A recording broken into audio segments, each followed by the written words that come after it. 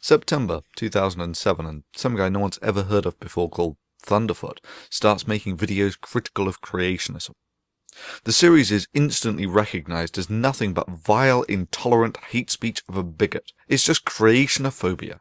And it's greeted with comments saying how poor the arguments are, that they just don't make the distinction between the brilliant and the not-so-clever creationists, and that you're just character assassinating all creationists, by not making these distinctions between the different types of creationists, young Earth, old Earth, special creationists, or whatever.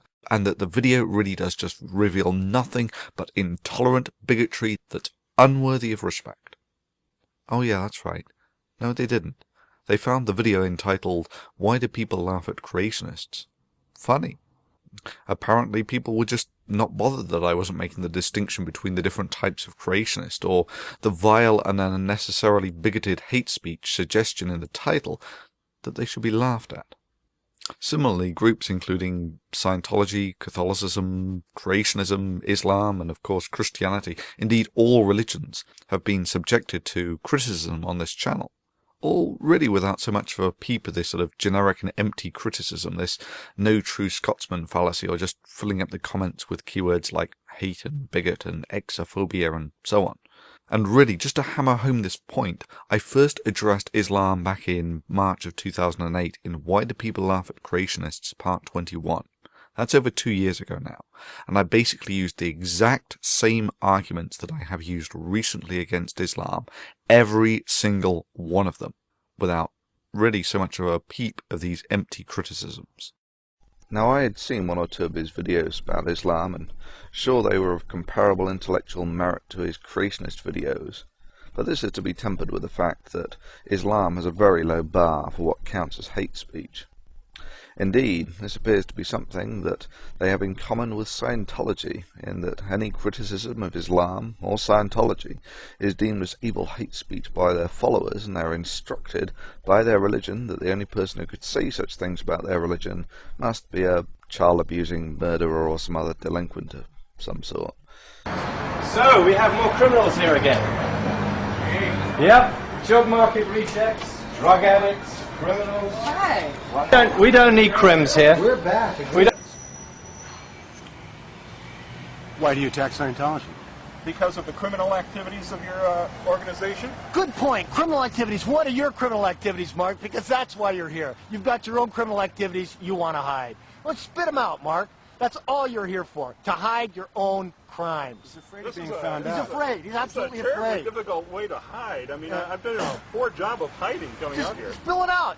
You know you got the crimes. You know you've done things. What is it? Spit it out. Well, unfortunately, you don't have a PC folder on me that you can cull to find out whatever. We can make some good educated guesses. Yeah, what would they be? Oh, I'm sure you're a child molester myself. Okay, all right. He looks like it to me. I mean, that'd be my guess. But why don't you tell us, Mark? What is it? What are your crimes? Look, the only people that attack the church are people that are afraid to find out something.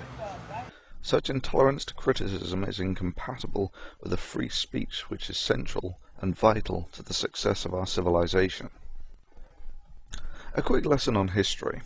From 600 to 1000 AD, the Islamic Empire was the center of culture, freedom of thought, and scientific advancement in the world. It was they who preserved the knowledge of the Greeks. However, fundamentalists rose to power, and the Islamic nations have sunk into an academic dark age from which they have yet to emerge. By chance, one of the centers of learning in Spain at the height of the Islamic Empire survived and fell into the hands of the Christians, and thus was our academic bloodline to the knowledge of the Greeks preserved. This became the source of the Enlightenment when the Christian nations of Europe adopted such values as free speech.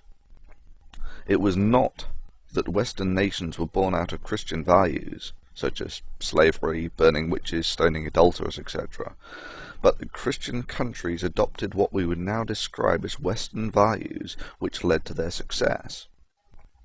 Christianity converted to Western values, and this was Europe's ticket out of the Dark Ages. The lesson is clear. Unless you want to live in a savage Bronze Age biblical culture, learn from the harsh mistress of history. This brings us to today. Militarily, Islam is a non-threat. Their most successful attack involved box cutters, while any modern nation could have, if they had a similarly low valuing of human life, reduced any Islamic country to ash in days to weeks. An Islamic fighter, a Christian fighter, or indeed any human fighter, are essentially identically physically matched. So where does this military disparity come from? The reason is simple. Islam, both past and present, has been a superb retardant for science. That science builds the weapons that defend the country. Weapons are decisive in war. Reverse the weaponry in the Iraq War, and you would have utterly reversed the result. America would have got their asses handed to them. Weaponry is decisive in war. The Islamic fundamentalists may be willing to die for their cause, and may be willing to do so by the thousand, but ultimately this does not translate into a significant operational threat. The entire Islamic world is essentially a scientific vacuum, an artifact of when their fundamentalists dragged their entire empire down the intellectual plug hole. The only threat of Islam to the West is if we allow them to import their values, such as censorship. We can also meet the same fate if we allow our homegrown fundamentalists. So what's changed? What made these arguments perfectly fine some 2 years ago, and now here we are 2 years on, and this is bigotry and intolerant conservative Glenn Beck Fox News hate speech that just makes me lose all respect for it? Well, evidently the argument hasn't changed. Well, maybe people just have this sort of internal keep the small-time peace mechanism functioning in their minds that sort of tells them when you're dealing with a group that's hyper-offended by everything, like Scientology. And for you to repeatedly refer to my faith in those terms is so derogatory, so offensive, and so bigoted, and the reason you keep repeating it is because you wanted to get a reaction like you're getting right now. Well, buddy, you got it. Right here, right now. I'm angry. Real angry. Very so good. We're done, because if you use that term done. one more time to describe my religion... We're not done, I can't be responsible for my actions. Now, my friend, so, it is John, your turn to listen to... goodbye. No, it's your turn to listen to me. That you need to adjust the level of criticism to take into account their irrational hyper-offendability, and therefore that while on paper I may have levelled equally harsh criticisms at many attributes of many religions, it's only Islam that people feel they need to distance themselves from, because Islam is the very squeaky wheel that needs the smoothing, non-critical grease. So basically it's not bigotry in these people's minds to rag on Christians, Catholics, creationists, because basically they never really get worked up about it. But it's clearly bigotry to do the same thing to Islam, because merely drawing their profit will get them to burn down embassies and so on. But tell me, who is actually being equal in their treatment of the religions here? Or maybe it's just a moment of inattention with the associative brain getting the better of some of these folks. That is, there are actually many bigots out there. That is, people who don't have a good reason for holding their strong beliefs. Folks who do actually have an irrational hatred of Islam. And so their brain just naturally puts all critics of Islam into the bigoted box, whether they presented a good argument or not. A third alternative is that people are just bringing their own baggage, you know, their prejudices, preformed ideas, projections, whatever, to the table. I mean, listen to what I actually said here. Clear that Islam, as is currently practiced, is detrimental to modern civilization. Obviously, the world will be a better place in 50 years if this anti-science attribute of the religion is either diminished or the number of people practicing the religion is diminished. The question is, what do you think is the best way to effect such a goal? It's a genuine question, and I look forward to your responses. Unless you have a problem with the argument, the obvious step is to address the problem. All I did is ask for how people would address this problem, and yet some people took this as a call for genocide. Thunderfoot made another video about the Muzzies and how they are oh so dangerous. He makes 4 observations in favor of exterminating Islam. I was kind of reminded of Nazi Germany when I saw this. He might be, no matter how much good he has done in the past, no matter how rational his videos might once have been, he is a genocidal pig fucker. He is preaching genocide. He wants all Muslims to either convert or die. I mean, really, did these people not consider there are alternatives to genocide, you know, soft power, social pressure, education. I mean, really, I'm just curious as to what you think causes this sort of cognitive dissonance. I mean, really, watch this guy. Just parody his argument by substituting creationism for every time he says Islam or similar. And for virtually everyone, the latter would be fine. I mean, everyone's cool with educating these people out of their beliefs that are crazy and, frankly, detrimental to civilization. But you put the former in, and it's dismissed as this crazy, bigoted idea. And I want to know why people think that is.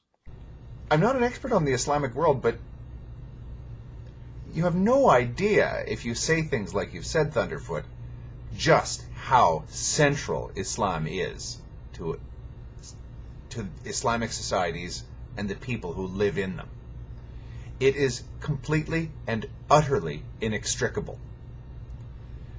It's amazing that someone would put forward such ideas without even the slightest knowledge of the reality in the Islamic world. It goes so deep into people's character in the Islamic world that it is them. The whole idea behind what you're putting forward, i.e., like I say, de-Islamizing the Islamic world, is not just crazy, but unimaginably arrogant and narrow-minded and based upon a total, thoroughgoing misunderstanding, lack of knowledge of even the bare basics of Islam and the Islamic world. I mean, let's be real. What can make a significant number of people regard what was little more than a report on a recent Institute of Physics article on the state of science in the Islamic world as hate speech? Or, for some bizarre reason, be received by those who simply couldn't look into the matter as some simple facile fallacy? I mean, really, contesting the correlation and causation thing is only a matter of interest if there's a point of contention on the subject.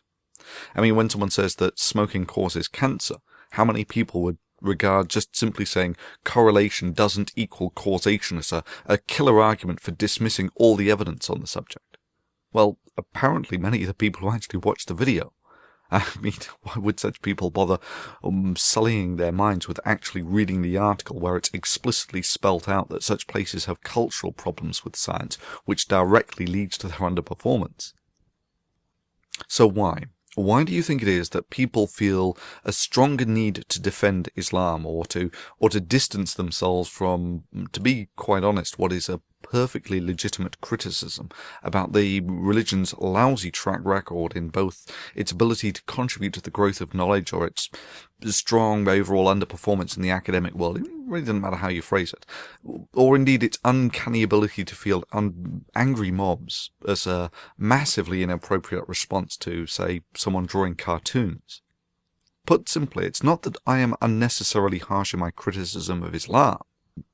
It's just that many folks seem to think that of the various religions that I've criticized, that I should give Islam a special pass for mild criticism.